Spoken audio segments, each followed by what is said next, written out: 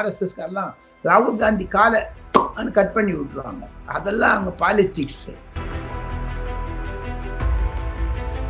வாங்க வேண்டும் என்றால் நரேந்திர மோடி, சில முக்கியமான பாஜகவினுடைய கொள்கைகளை அமல்படுத்த வேண்டும் என்றால் யோகி. சத்திரியருக்கு எதிராக பண்ணிவிட்டார் பிராமணரை. பிராமணருக்கும் சத்திரியருக்கும் அந்த 50 கோடி வந்து எங்கேயானு இருக்கும். அது வந்து சோனியா காந்திக்கும் ராகுல் காந்திக்கும் தெரிவிக்கப்பட்டுவிடும். அப்படிதான் அது பாரதிய ஜனதா கட்சிக்கும் RSSக்கும் இடையே இருக்கக்கூடிய ஒரு பிணக்கத்தை ஒன் வாய்ஸ் வீடியோஸை லைக் பண்ணுங்க, ஷேர் பண்ணுங்க, சப்ஸ்கிரைப் பண்ணுங்க and மறந்துடாம பெல் பட்டனை பிரஸ் பண்ணுங்க. ஒன் வாய்ஸ் நேயர்களுக்கு வணக்கம். Again today we have our top political analyst, the one and only Mr. Delhi Rajagopalan அவர்கள் from sir. one and only. வணக்கம், எப்படி இருக்கீங்க? நல்லா இருக்கேன். நமஸ்காரம், நல்லா இருக்கேன். சார், பிஜேபி இப்படி சர்ப்ரைஸ் மேல சர்ப்ரைஸா கொடுத்துட்டு இருக்காங்களே சார். 3 மினிஸ்டர்ஸும் வந்து கம்ப்ளீட்டா எல்லா நியூபீஸ் எப்படி சார் எடுத்துப்பாங்க? அதாவது வந்து ஏற்கனவே இருக்கிறவங்க எல்லாம் வந்து ரொம்ப வருத்தப்பட மாட்டாங்களா? அதுதான் மோடியினுடைய ராஜதந்திரம். ஒன் வாய்ஸ் தமிழ் நேயர்களுக்கும் டாக்டர் கணேஷுக்கும் என்னுடைய நமஸ்காரங்கள். தாங்கள் கேள்வி கேட்டதற்கு ஒரே ஒரு வரி பதில் என்ன என்று கேட்டால், நரேந்திர மோடியினுடைய ஆளுமை, நரேந்திர மோடியினுடைய ஒரு திறமை. 3 மாநிலங்களிலும் ஒரு இடத்தில் ஒரு பிராமணரை முக்கியமாக கொண்டு போட்டு விட்டார். அதனால் உத்தரப்பிரதேசம், பீகார், மத்திய பிரதேசம், ராஜஸ்தான் போன்ற இடங்களில் பிராமணர்களுடைய வாக்குகள் வரும். சத்திரியருக்கு எதிராக பண்ணிவிட்டார் பிராமணரை. பிராமணருக்கும் சத்திரியருக்கும் எப்பொழுதுமே ஒரு இடையூறுகள் இருக்கும்.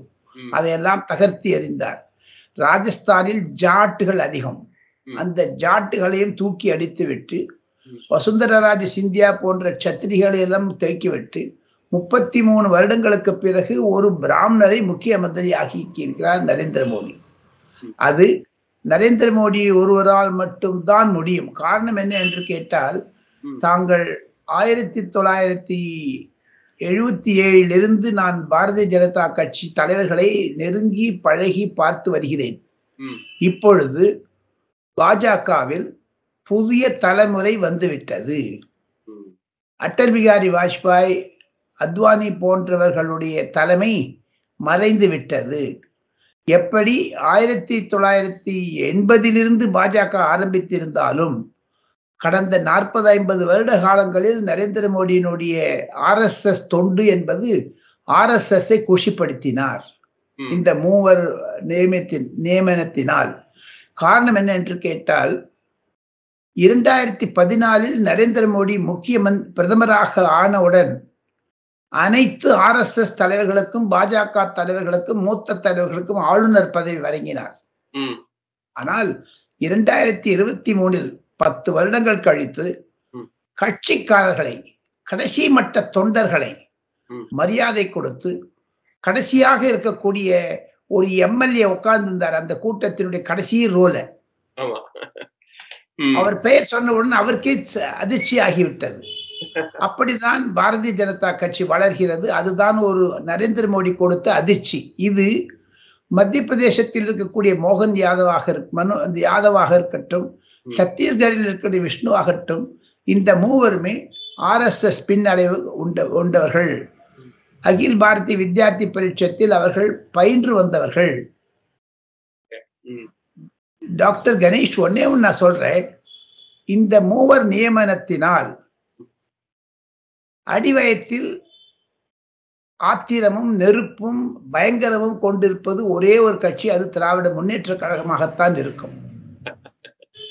காரணம் என்ன என்று கேட்டால், ஒரு கடைசி மட்ட தொண்டனுக்கு மரியாதை கொடுக்கிறது என்றால் அது பாரதிய ஜனதா கட்சி தான்.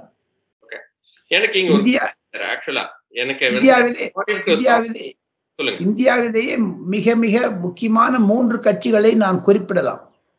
ஒன்று பாஜக, அடுத்தது அதிமுக, மூன்றாவதாக கம்யூனிஸ்ட் கட்சிகள். இங்கே இந்த 3 கட்சிகளில் தான் குடும்ப அரசியல் கிடையாது. கணேஷ், நீங்க கேள்வி கேளுங்க, நான் பதில் சொல்றேன். இங்க இருக்கிறவங்க என்ன ஃபீல் பண்றாங்க அப்படின்னா வந்து, நிச்சயமா மோடி வந்து 2024 வந்துட போறாரு. இதுல வந்து டவுட் கிடையாது. 2029 வந்து முக்காவாசி ரிட்டையர் ஆகிற சமயத்துல அமித்ஷா வருவாரு. அமித்ஷாக்கு தான் அடுத்த சான்ஸ். ஸோ அமித்ஷாவை ஸ்டாப் பண்ண வேண்டியவங்க யாருன்னு பாத்தீங்கன்னா சௌஹான்.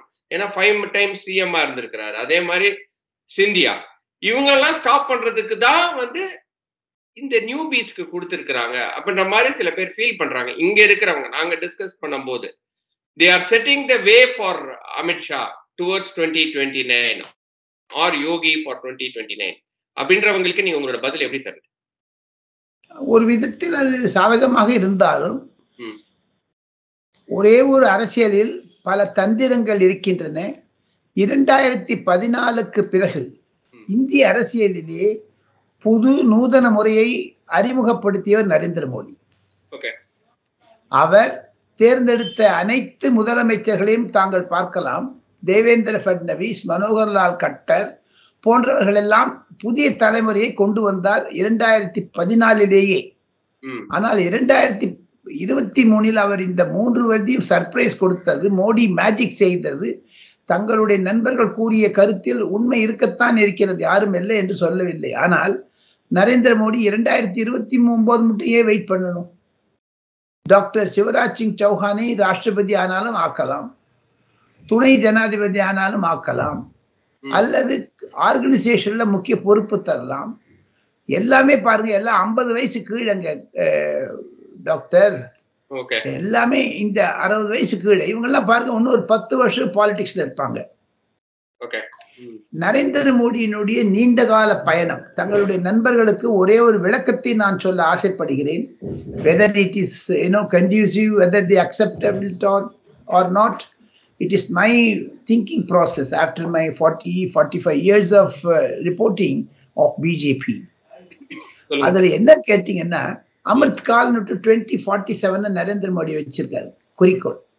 அந்த 20 வருஷத்துக்கு ஒண்ணு இருக்கக்கூடிய 25 வருடத்தில் எப்படி தன்னுடைய காயை நகர்த்த வேண்டும். இன்று அவர் செய்யவில்லை என்றால் அடுத்து வரக்கூடிய முக்கிய பிரதமர் அமைச்சருக்கோ அல்லது பாரதிய ஜனதா கட்சி தலைவருக்கோ அது தர்ம சங்கடத்தை உண்டாக்கும். ஒரு ஸ்டாக்னேட்டிங் பாயிண்ட்ல வந்துடக்கூடாது. It should be flow. There should be a flow. ஒரு ஸ்டாக்னேஷன் வந்துடுச்சுன்னா அங்க வந்து பிளாக் வந்துடும். பிளாக் வந்தா கரப்ஷன் வரும், கரப்ஷன் வந்தா டைனாஸ்டி வரும். அதுதான் நரேந்திர மோடி தட்டி விட்டார். அங்க ஒரு ஸ்டென்ட் போட்டு விட்டார். so that the flow is right. அதுதான் எனக்கு ஒரு மூத்த பாஜக தலைவர் அறிவுரை கொடுத்தது, அதாவது விளக்க உரை கொடுத்தது. அது பாரதிய ஜனதா கட்சிக்கும் RSSக்கும் இடையே இருக்கக்கூடிய ஒரு பிணக்கத்தை நன்றாக ஊர்ஜிதம் செய்தார் நரேந்திர மோடி. அவருடைய அப்பாயின்மெண்ட் எல்லாமே பார்த்துட்டு வாங்க, அவர் பேசினது எல்லாத்தையுமே பார்த்துட்டு வாங்க. அவருக்கு தன்னுடைய RSS மீது இருக்க மரியாதை காட்டி வருகிறார்.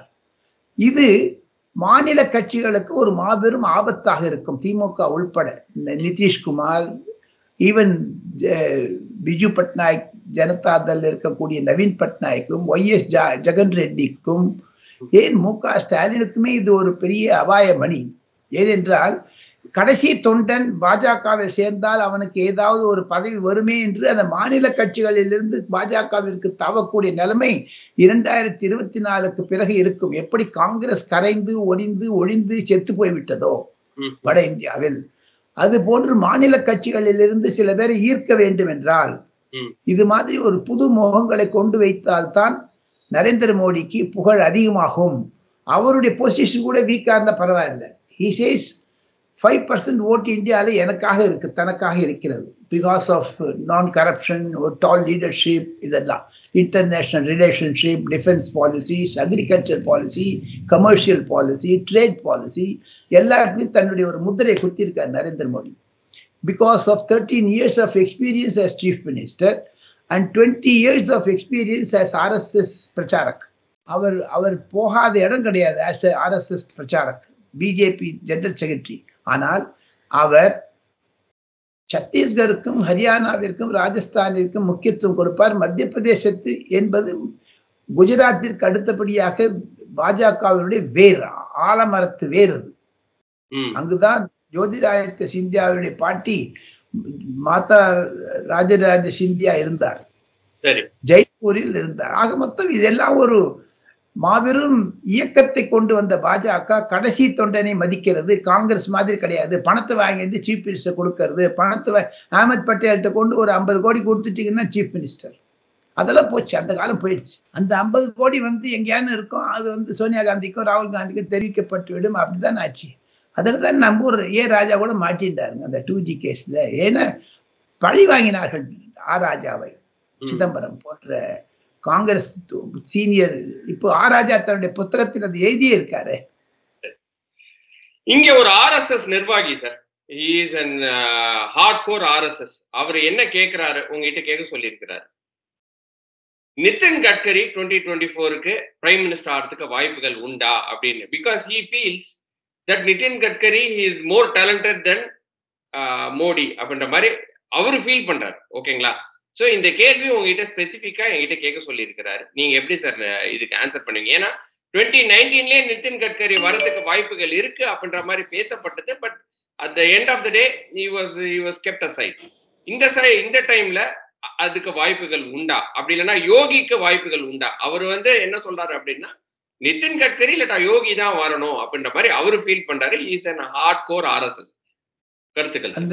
அந்த மிஸ்டர் ஹார்ட்கோர் RSS யுஎஸ்ல இருப்பவருக்கு என்னுடைய நமஸ்காரங்களை தெரிவித்துக் கொண்டு, அவர் கூறிய கருத்து மாபெரும் தவறு, ராங் இன்டர்பிரிட்டேஷன்.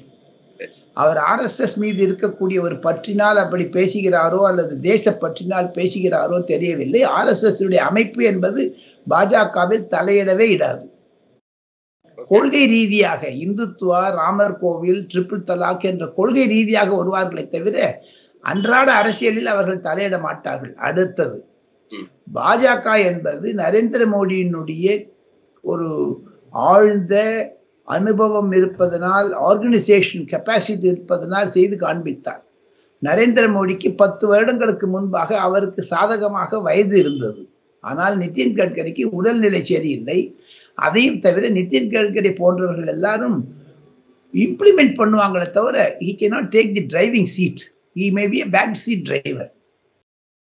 நிதின் கட்கரி நான் நன்றாக அறிந்தவர். இன்று அல்ல, நேற்று அல்ல, பற்பல ஆண்டுகளாக நிதின் கட்கரி அறிந்ததனால் அவருக்கு ஒரே ஒரு ஆசை உண்டு, RSSக்கு தலைவர் ஆவாரே தவிர. ஆனால் பாஜகவிற்கு பிரதம மந்திரி ஆவது என்றால் அது முடியாது. யோகி ஆதித்யநாத்தை எஸ் என்று சேர்த்துக் கொள்ளலாம். காரணம், யோகி ஆதித்யநாத் மிக மௌனமாக இருக்கிறார். கடந்த 3-4 வருடங்களாக 2வது முறை முதலமைச்சராக பிரதமருடைய ஆட்சியுடன் தேர்ந்தெடுக்கப்பட்ட பிறகு 2021 அவர் தன்னுடைய காய்களை நகர்த்துவதில் மிக எச்சரிக்கையாக இருக்கிறார். காரணம் அதற்கு உண்டு. நான் அவரிடமே கேட்டேன், ஏன் வாயடைத்து இருக்கிறீர்கள், மௌனம் சாதிக்கிறீர்கள் என்று ஒரு நிருபர் கூட்டம் வைத்திருந்தார். TV9 பாரத் என்ற ஒரு ஹிந்தி டெலிவிஷனுடைய ஆண்டு விழாவில் நான் அதை கேட்டேன் சென்ற மாதம். அவர் சொன்ன ஒரு நல்ல பதில் தங்களுடைய மிஸ்டர் ஸ்பெசிபிக் RSS நண்பர் US-இல் இருப்பவருக்கு சொல்லிக் கொள்ள விரும்புகிறேன். ராமர் கோவில் கட்டி முடிக்கும் வரையில் நான் பேச மாட்டேன். ஜனவரி 22, 2024 வரை. காரணம், அதற்கான எதிர்வினைகள் வட இந்தியாவில், குறிப்பாக உத்தரப்பிரதேசத்தில், குறிப்பாக சமாஜ்வாதி கட்சியும் பகுஜன் சமாஜ் கட்சியும் ராமர் கோவில் வருவதை தடுக்கிறார்கள். ஒரே ஒரு முழுக்க கவனத்துடன், மோர் கான்சென்ட்ரேஷன் மே உஸ்கோ கேரிசே தேக்தா ஹூ என்றெல்லாம் சொன்னார். அதை ஆழ்ந்த ஒரு கவனத்துடன் நான் அதை பார்க்கிறேன் என்று சொன்னார்.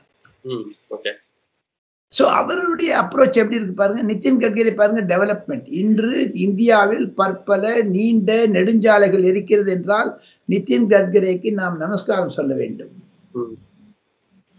ஆக வளர்ச்சி திட்டங்களில் முன்னபடியாக இருப்பவர் நிதின் கட்கரி. அரசியலில் ஓட்டுகளை வாங்க வேண்டும் என்றால் நரேந்திர மோடி. சில முக்கியமான பாஜகவினுடைய கொள்கைகளை அமல்படுத்த வேண்டும் என்றால் யோகி. இப்படி பற்பல விஷயங்களில் புரிந்து கொண்டால் தங்களுடைய நண்பருக்கு இந்த விஷயம் புரிந்துவிடும் என்பதுதான் என்னுடைய தாழ்மையான கருத்து. நான் RSSையும் பாஜகவையும் நீண்ட நாட்களாக டெல்லியில் அடல் பிகாரி வாஜ்பாய் போற்றிய KG சுதர்ஷன் என்ற ஒரு தமிழ்காரர் தான் RSS தலைவராக இருந்தார். பாலாசாப் தியோரஸ் என்பவர் தலைவராக இருந்தார். அதற்கு பிறகு ரஜ்ஜு பையா என்பவர்கள் எல்லாம் தலைவராக இருந்தார்கள். மோகன் வைத்யா, போன்றவர்களெல்லாம் நான் நன்கு அறிந்தவன். ஆனால் இன்று போஸ்போலே என்று சொல்லக்கூடிய கர்நாடகாக்காரர் தான் அடுத்த RSS தலைவராக வருவார். அவரிடமும் நான் நன்றாக பழகுவதனால் இத்தனை கிளாரிட்டியை நான் ஒரு நட்ஷல்ல கொடுக்கணும் ஒன் வாய்ஸ் தமிழ் நேயர்களுக்கு என்றால் அது டாக்டர் கணேஷுடைய ப்ரோக்ராம்ல தான் கொடுக்க முடியுமே தவிர வேற எந்த சேனல்லையும் இது வராதுங்க. ஓகே, ரொம்ப ரொம்ப நன்றி சார். அதுக்கு அதே மாதிரி வந்து மோடி வந்து ஒரு பொலிட்டிக்கல் ரிஸ்க் தானே சார் எடுத்திருக்கிறாரு இல்லையா? Gamble it's not risk, it is Gamble. ஆமா, டாஸ் பண்ணி போறது. ஆமா, ஒரு கேம்பிள் தானே சார் இது. எவ்வளவு கீழே விழுந்து காயா தலையா அதெல்லாம் கேம்பிள். இன்னைக்கு வந்து சௌஹானோ இல்லாட்டினா வந்து சிந்தியாவோ இல்லாட்டினா வந்து ஒரு ஒரு கிளர்ச்சி ஃபார்ம் ஆகிறதுக்கும் வாய்ப்புகள் இருக்கு இல்லையா? பேக்ரவுண்ட்ல வந்து ஒரு வேவ்ஸ் கூட கிரியேட் ஆகலாம் இல்லையா? ஒரு சான்ஸ் கிடையாது, அந்த மாதிரி வர சான்ஸ் கிடையாது. காரணம் அந்த வேவ்ஸ் வரணும்னு சொன்னா எதிர்கட்சிகள் ஸ்ட்ராங்கா இருந்தாதான் வரும். டாக்டர் கணேஷ், இந்திரா காந்தி அம்மையார் டாக்டர் மொரார்ஜி தேசாயுடைய அரசாங்கத்தை கவிழ்த்தார் என்றால் இந்திரா காந்தியிடம் வலிமை இருந்தது. ஜெயலலிதா அம்மையார் கருணாநிதியிடம் இருந்து அந்த அரசாங்கத்தை பிடுங்க வேண்டும் என்றால் அம்மையாரிடம் வலு இருந்தது, கருணாநிதியிடம் வலு இருந்தது. ஆனால் அந்த மாதிரியான வலு ராகுல் காந்தியிடம் இல்லை என்பது யதார்த்தம். ராகுல் காந்தி ஏதோ பேசிக்கொண்டு போகிறாரே தவிர வாய்க்கு வந்து வாய் பிடிச்சது காய் பிடிச்சது என்று அரசியல் ரீதியாக அரசியல் செய்யவில்லை. அவர் சைனாங்கிறாரு, அதானிங்கிறாரு. வேற இந்திரா காந்தி பாருங்க, கான்சென்ட்ரேட் பண்ணி சௌத்ரி சரண் சிங்கை கையில வச்சுன்னு சௌத்ரி சரண் சிங்கை பிரைம் மினிஸ்டர் ஆகி மொரார்ஜி தேசாயை இறக்கினாங்க. அந்த மாதிரி ஒரு நிதின் கட்கரி பண்ண கிட்ட விட மாட்டாங்க. RSSகாரெல்லாம் ராகுல் காந்தி காலை கட் பண்ணி விட்டுருவாங்க. அதெல்லாம் அங்க பாலிடிக்ஸ். எதிர்கட்சி வீக்கா இருக்கிறதுனாலதாங்க ஆளுங்கட்சிக்கு அதிகமான நிலைமை, அந்த கிளர்ச்சி வராது என்பது என்னுடைய ஆணித்தரமான கருத்து. கணேஷ், நிச்சயமா சார், ரொம்ப ரொம்ப நன்றி. இன்னொரு வீடியோல சந்திக்க நன்றி, வணக்கம் சார். ஒன் வாய்ஸ் வீடியோஸை லைக் பண்ணுங்க, ஷேர் பண்ணுங்க, சப்ஸ்கிரைப் பண்ணுங்க, அண்ட் மறந்துடாம பெல் பட்டனை பிரஸ் பண்ணுங்க.